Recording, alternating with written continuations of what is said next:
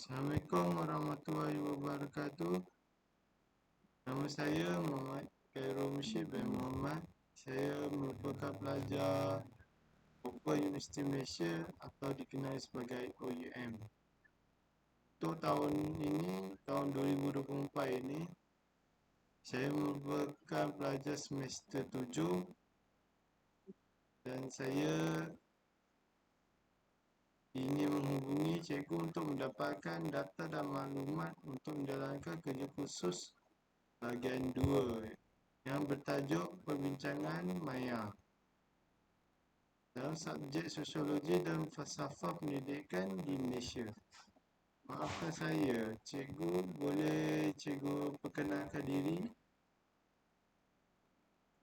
Okey, Assalamualaikum warahmatullahi wabarakatuh. Nama saya Lokman bin Zainal, selaku Cikgu Pendidikan Seni Visual. Saya mengajar tingkatan 1 dan 2 di Sekolah Datuk Syed Isa. Boleh panggil saya Cikgu Lokman. Terima kasih cikgu. Saya ada beberapa soalan yang ingin saya bertanya pada cikgu. Antaranya ialah berkaitan dengan peranan dan cabaran berkaitan strategi pedagogi dalam pendidikan berbagai budaya sekolah di Malaysia. Boleh cikgu terangkan dahulu, apakah itu pedagogi? Okey, bismillahirrahmanirrahim. Okey, pedagogi ini merupakan satu teori dan praktis pembelajaran dan pengajaran. Ia melibatkan cara-cara bagaimana ilmu dan pengetahuan disampaikan kepada pelajar dan bagaimana mereka boleh terlibat dalam proses pembelajaran yang cikgu-cikgu buat. Okey, dengan kata pedagogi ini merupakan bagaimana kita sebagai cikgu menyampaikan ilmu kepada pelajar-pelajar dengan melibatkan mereka semua dalam pembelajaran itu. Okey, itu saja. Terima kasih cikgu. Soalan yang kedua ialah saya ingin bertanya adalah apa peranan strategi pedagogi dalam pendidikan di sekolah bagi cikgu?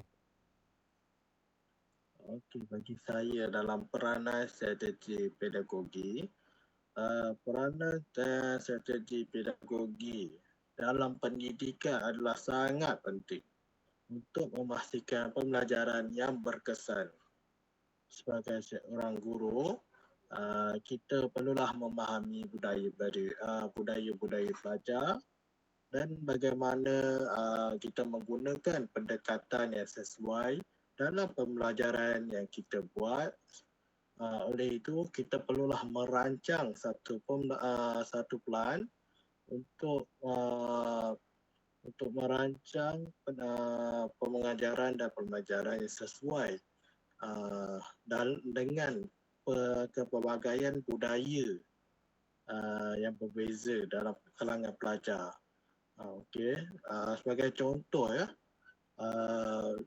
dalam semasa waktu co-curriculum, cikgu diarahkan untuk membuat satu kumpulan pelajar yang mengandungi pelbagai kaum seperti kaum India, Cina dan Melayu, membuat satu kumpulan bersama untuk menyelesaikan masalah atau soalan yang diberikan oleh guru-guru. Itu poin yang pertama lah. Yang kedua ialah penggunaan pelbagai bahan bantuan mengajar. Contohnya bahan bacaan, media massa, media digital dan sumber-sumber yang merangkumi pelbagai budaya. Kita pun sekarang kan banyak VR, internet yang di sekolah pun banyak macam kemudahan yang boleh digunakan seperti library, seperti pilih makmal komputer yang untuk mencari pelbagai bahan bacaan. Okey, yang ketiga ialah pembelajaran berpusatkan pelajar.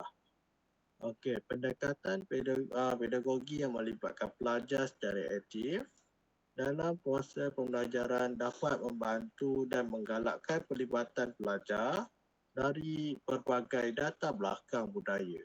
Hal ini dapat memupuk pemahaman yang lebih mendalam tentang perbezaan budaya dan pelajar-pelajar dapat menghargai kepelbagaian kaum dan budaya.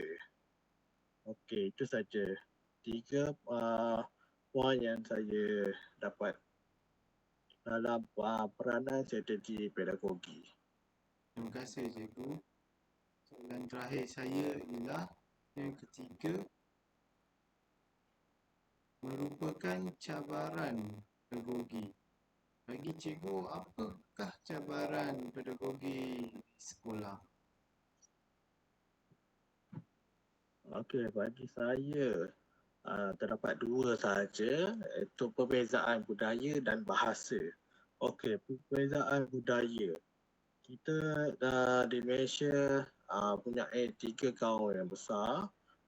Yang pertama ialah Melayu, Cina dan India, dan selain ialah Indonesia, Jepun dan negara-negara itu. Menjaga Malaysia, menetap di Malaysia, di sekolah di Malaysia. Oleh itu kita mempunyai pelbagai kesenian, nilai. Oleh itu dengan kita sebagai guru perlulah membuat satu pendekatan cara pembelajaran yang mungkin berbeza di antara kaum. Cikgu-cikgu perlulah memahami dan dapat mengatasi cabaran ini dengan mengintegrasikan elemen-elemen budaya yang berbeza ke dalam kurikulum dalam silibus sekolah lah, senang cakap. Contohnya, orang Melayu kebanyakannya, majoritinya ialah beragama Islam. Dan agama Islam tidak membenarkan persentuhan di antara berlainan dan tina. Oleh ini, terdapat satu masalah semasa kita melakukan satu aktiviti berkumpulan kurikulum seperti membuat aktiviti train, iaitu memegang bahu-bahu kawannya, atau aktiviti memegang tangan, membuat satu bulatan di mana orang pelajar beragama Islam tidak boleh sentuh atau pegang berlainan dan tina. Jadi ini adalah merupakan perbezaan budaya. Jadi kita kena fahamlah. Okey, yang kedua ialah bahasa. Bahasa yang digunakan sebagai bahasa penghantar dalam sesi proses pembelajaran dan pembelajaran di Malaysia ialah bahasa Malaysia yang bersifat inklusif dan menyediakan sokongan bagi pelajar untuk memahami dan komunikasi. Okey, walaupun di Malaysia banyak pelbagai kaum, jadi kita hanyalah menggunakan bahasa Malaysia sebagai bahasa yang rasmi lah. Okey, kalau kita tengok ramai yang guna bahasa Inggeris, bahasa Cina, bahasa India, itu merupakan bahasa kedua dan ketiga. Itu hanya boleh digunakan ketika waktu dan kelas bahasa mereka, bahasa kedua dan bahasa ketiga dijalankan. Jadi jika semasa pembelajaran semasa sesi pembelajaran dan pembelajaran, kita hanya perlu menggunakan bahasa Malaysia sahaja. Okey, dengan ini dengan kesedaran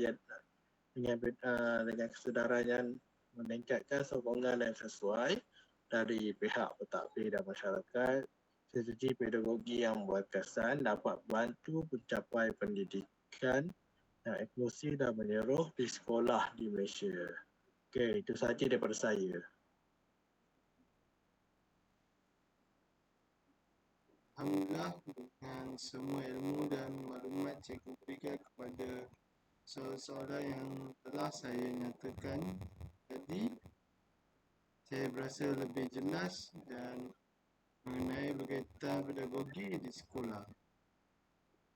Bagi penutup perbincangan maya ini pada hari ini, saya ingin ucapkan ribuan terima kasih kepada cikgu kerana telah memberikan masa dan meluangkannya kepada saya dalam untuk menghasilkan kerja khusus saya. Oleh itu, jika ada peluang dan masa pada waktu akan datang, kita InsyaAllah akan bertemu dan berjumpa lagi di hari lain. Sekian, terima kasih.